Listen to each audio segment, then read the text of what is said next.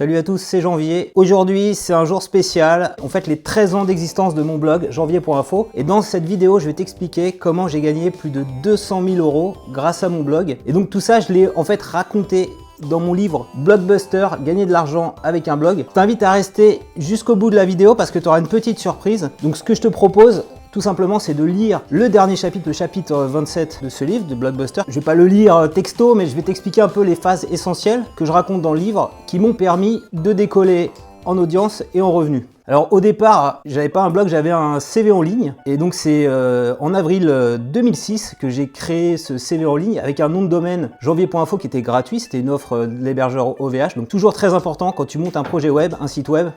Faut que tu aies ton propre domaine. Il a fallu un petit peu coder. Donc à l'époque, il y avait le site du zéro qui est devenu Open Classroom qui m'a permis de créer une page HTML avec une belle mise en page. À l'époque, je bossais au portail wanadoo.fr. J'étais encore en CDD. Ce que je voulais, c'était soit rester chez France Télécom, chez Wanadoo, ou trouver un job à côté. Donc le CV en ligne était hyper utile pour avoir des prises de contact avec des employeurs dans le secteur d'internet. Donc j'ai ensuite ajouté un blog WordPress, pas 1 ou 2 mois après. Et pourquoi? Parce que j'avais du temps. J'avais énormément de temps. Parce qu'à l'époque, en fait, 2-3 mois avant, on m'avait diagnostiqué la maladie de Hodgkin. Donc c'est une maladie un peu une sorte équivalent de cancer des ganglions. Et donc c'est une maladie qui se guérit très bien, mais il faut faire beaucoup de séances de chimiothérapie. Et donc tous les 15 jours, je devais aller faire une séance de chimiothérapie. Et quand on fait ça, on est assez cassé, on peut plus sortir dehors, etc. Donc j'avais du temps le week-end pour bosser sur mon site internet. Donc j'ai installé le blog WordPress. Et donc moi j'avais un collègue qui avait un blog sur Nintendo, sur la Nintendo Wii. Il m'expliquait que ça cartonnait et ça m'a un peu motivé à l'époque de voir qu'on pouvait faire, il faisait 1000 visiteurs par jour avec un blog. Et c'est pour ça que j'ai insisté. Donc lui il avait pris la solution .clear, qui était un moteur de blog francophone, français. Et moi j'ai choisi WordPress parce que je trouvais qu'il y avait plus de plugins, qu'il y avait une communauté plus active. Et aujourd'hui, l'histoire me donne raison puisque c'est le CMS le plus utilisé dans le monde. Je crois qu'il a une part de marché en termes de CMS de 50% et un site sur 3 est motorisé avec WordPress. Moi, je te recommande de créer ton site, ton blog sous la plateforme WordPress. La technique, l'assise technique, nom de domaine, WordPress, c'est pas suffisant pour avoir un blog. Ce qu'il faut, c'est faire du contenu qui intéresse les internautes, comme j'essaie de faire avec mes tutoriels sur YouTube. J'avais exactement la même démarche sur mon site, sur mon blog. Donc j'ai eu 2 tutoriels qui ont vraiment cartonné et c'est ça un peu qui a fait la dynamique, qui est une communauté qui s'est créée sur mon blog, sur mon site. J'avais un tutoriel qui expliquait comment faire de la conversion vidéo dans tous les formats à partir d'un logiciel qui s'appelait Super. Et j'avais un autre tuto qui expliquait comment regarder les vidéos réservées aux Américains sur la chaîne ABC. On pouvait regarder les séries américaines, mais c'était bloqué aux Français, donc j'avais un petit tuto qui expliquait comment faire en sorte qu'on ait une adresse IP américaine. Donc là j'ai eu plus de 1000 commentaires sur ces 2 tutoriels, c'était vraiment du délire avec des questions, comment tu fais, etc.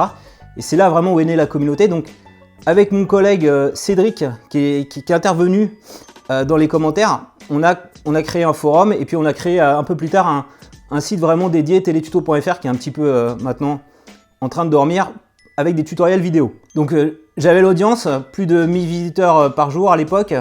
Et donc je me suis dit, pourquoi pas mettre de la publicité? J'avais testé des trucs de l'affiliation avec des marchands français comme Pixmania à l'époque qui était très connu.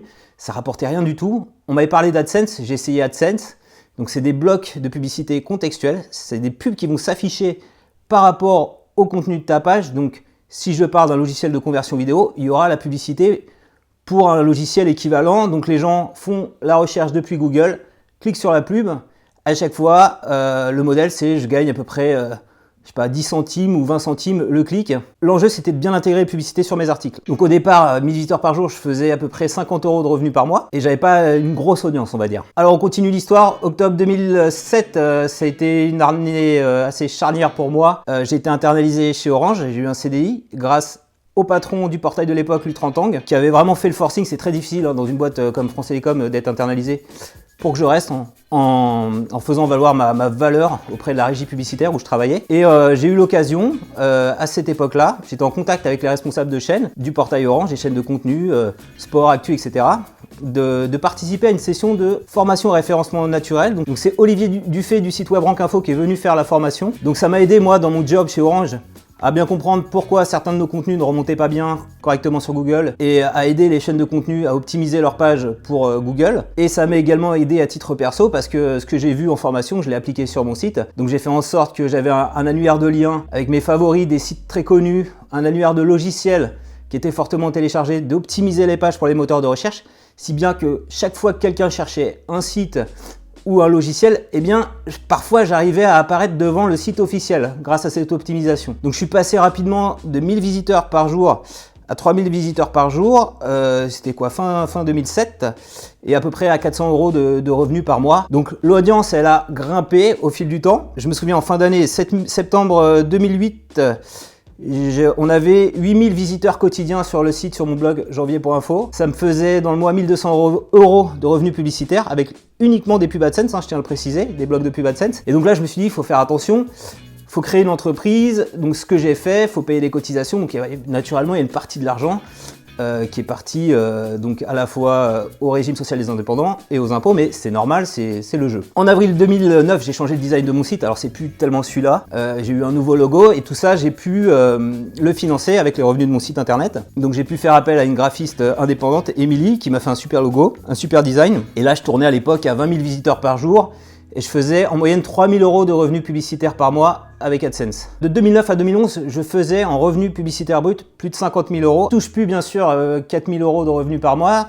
Ça a descendu crescendo à partir de 2012. Ce qu'il faut savoir, c'est que les blogs sont devenus de moins en moins populaires, qu'on a dû faire face à la concurrence de sites spécialisés, de sites médias, qui se sont mis à faire le même genre d'articles que nous, des articles de vulgarisation. On a eu aussi la concurrence des chaînes YouTube qui étaient mieux référencées que nous sur google.fr. En tout cas, on peut se faire des revenus complémentaires d'un blog. C'était ça l'expérience que je voulais partager avec toi, en faisant les choses dans les règles, en étant clean avec son audience. La logique, elle fonctionne aussi sur YouTube. Il faut faire de l'audience et avec la publicité, si tu as une grosse audience, tu vas te faire des revenus conséquents et tu vas pas faire mal au portefeuille de ton audience. Donc il faut diversifier ses sources de revenus. Donc à côté de mon job chez Orange, je gagne à peu près 1200 € par mois, c'est un SMIC.